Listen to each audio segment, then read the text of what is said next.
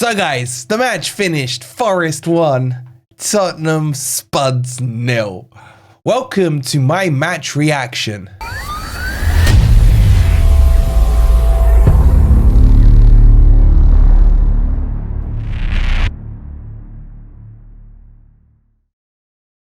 Good morning, good evening, or good night.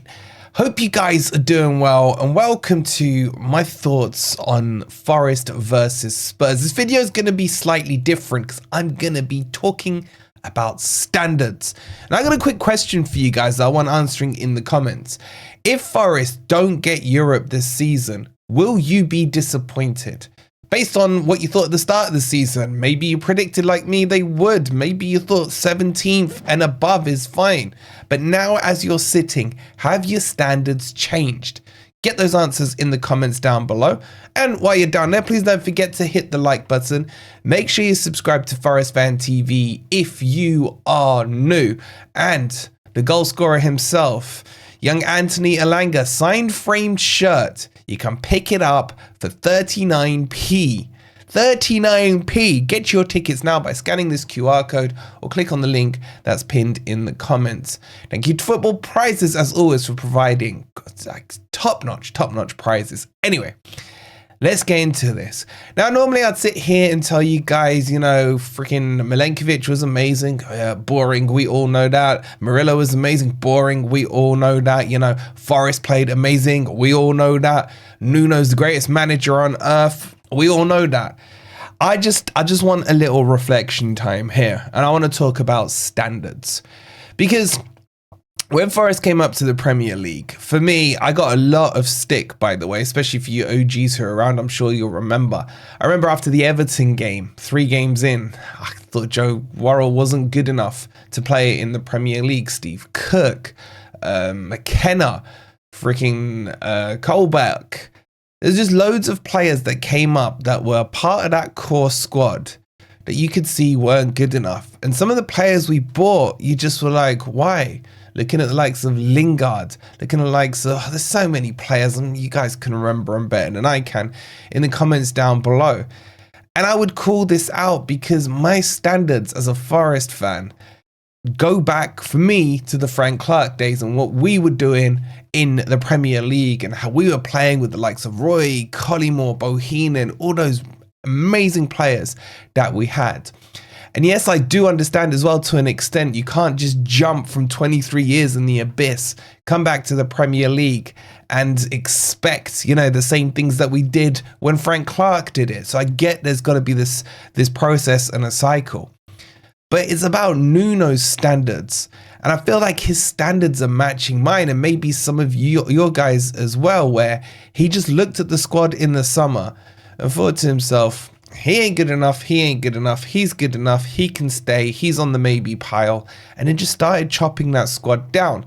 And then he looked at the jigsaw puzzle and was like, right, got the squad down from what I've got.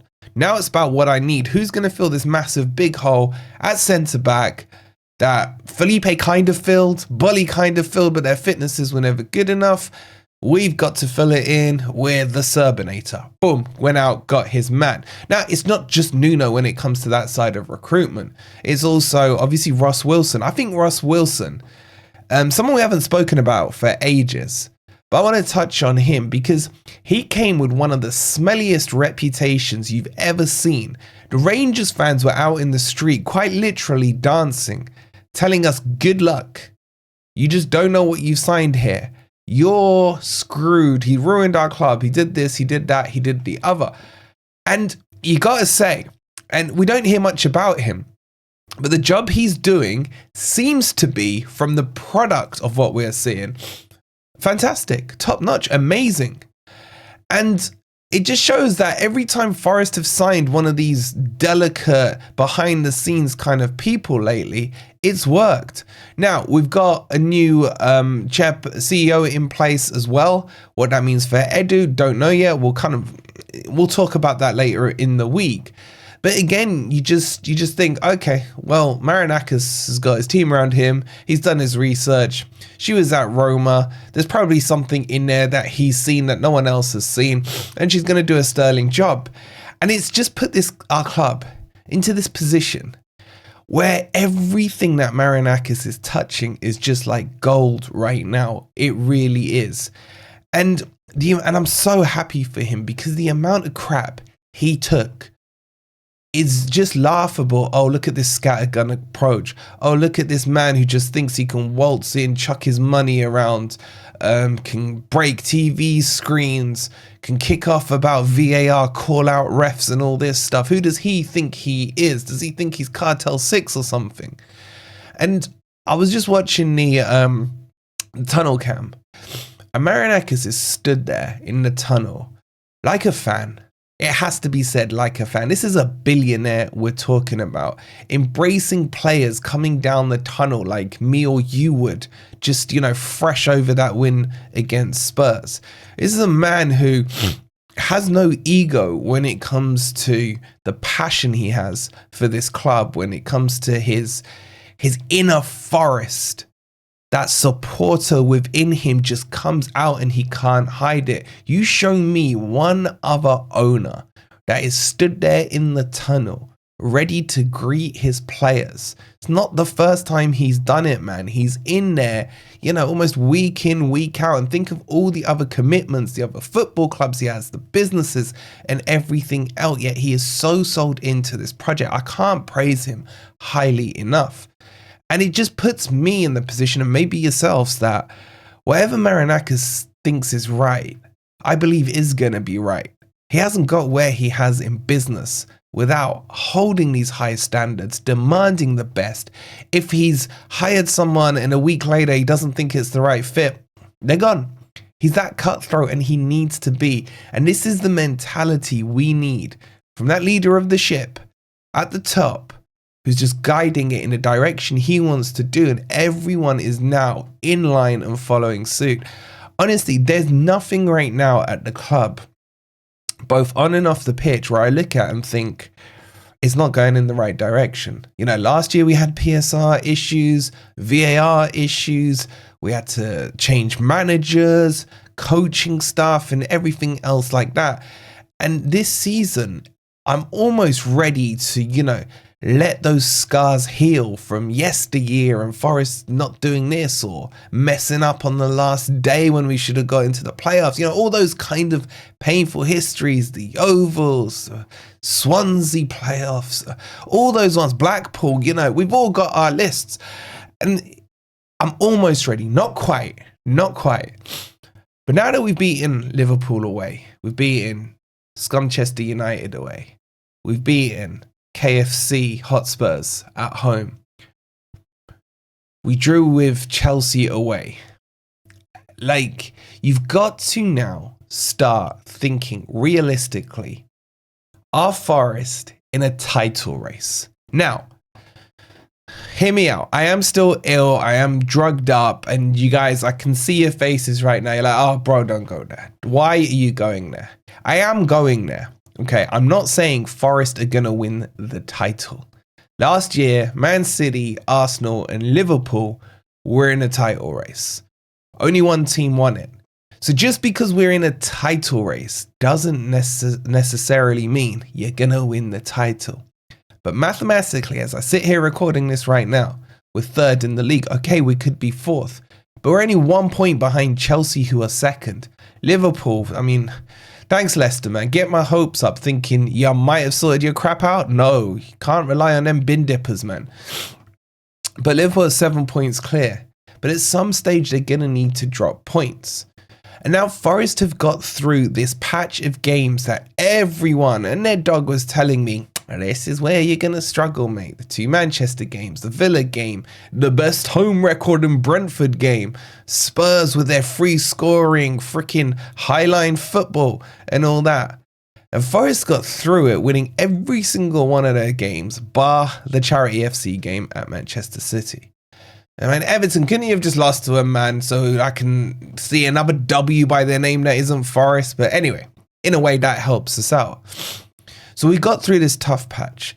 And I think the games coming up are actually harder than some of the ones we've played. Everton have just gone Steve Cooper style, low block football, grinding out these 0-0s. They've had some tough games. Wolves are coming into form. Would they hurry up and suspend Cunha for God's sake? Because man, what I would give to sign him from Wolves. He's perfect for us. These are tough games coming up. Then we got the FA Cup, etc. And the games are going to come thick and fast. But the thing I want to add, with Forest being out of the Carabao Cup, with Forest getting an easiest draw in the FA Cup, we haven't got what the teams around us have. You got Liverpool, Chelsea, Arsenal, Villa. Who else is up there? Newcastle are in the same boat, but they've got League Cup stuff as well. All these teams have additional matches that they're going to have to play. And all of them, barring Newcastle, are most likely going to be playing 3 games a week, as the saying goes. Which keeps Forest the freshest team out of the ones in and around there. Now, my point here about this title race question, I'm not saying we're going to win the league. But what I am saying is aim for the title.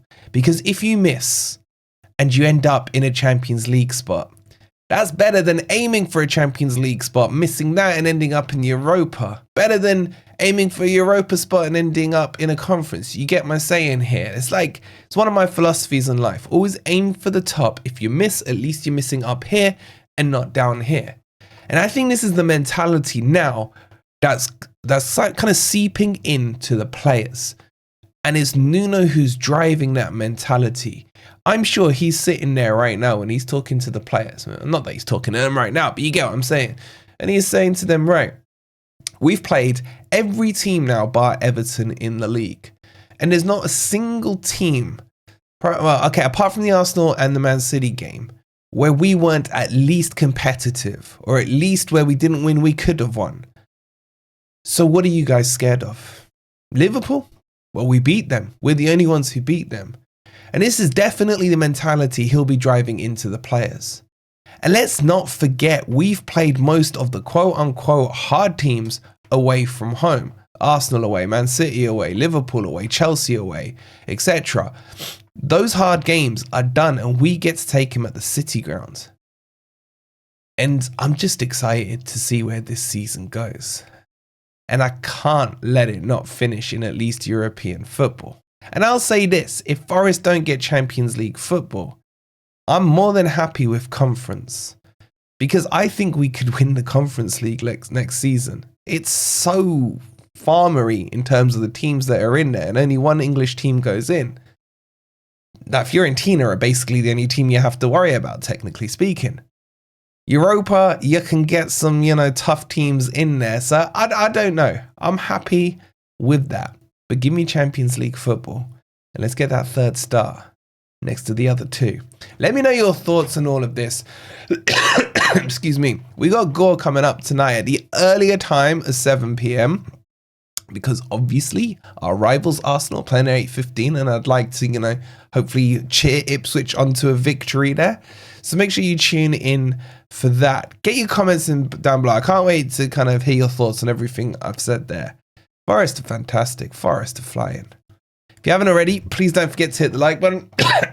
Subscribe to Forest Fan TV if you are new. I'm going to go have a coffin fit. I'll see you on Core. Come on, you Reds.